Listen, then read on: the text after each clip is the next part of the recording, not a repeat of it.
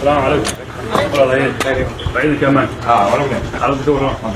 Gaashaale Sare Xuseen Cali Maxamuud oo ah taliyaha booliiska gobolka Bari ayaa hogaaminayay howlgalkan oo ciidamada booliiska gobolka Bari ay ku xaqiijinayeen ammaanka Boosaaso oo xarun ganacsiyeed u ah deegaanada maamulka Puntland.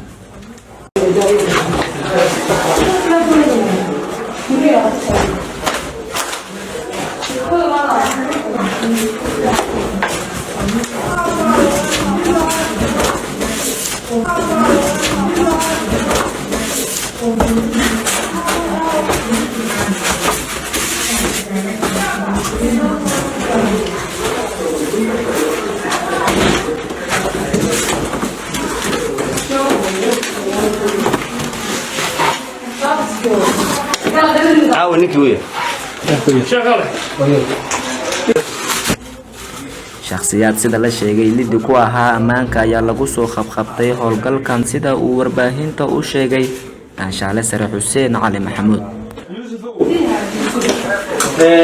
daawadii labada kartooneed oo guriga ku taalay ciidan baa guriga soo magaratay ciidan booliska guriga soo magaratay amru soo عليكم السلام. داوود جارك داوود.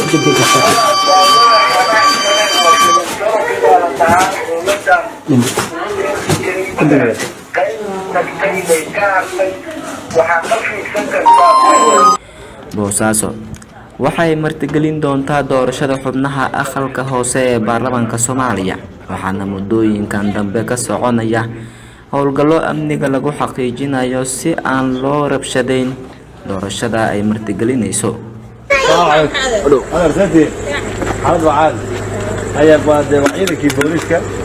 gobolka Bari mas'uul weeysan la shaqeeysan la baaxaale amniga ku saabsan aad sharaxdii aad wax dhibaato qabtaan waa loo sheegay boob yaa ku soo yeeshay hanti laga haysan xaalad amni baa haysataa alxamdulillaah rabbil caalamiin waxa la oran karaa ilaahay dartiisa ku timi ciidana waa leeyihiin iyo dawlad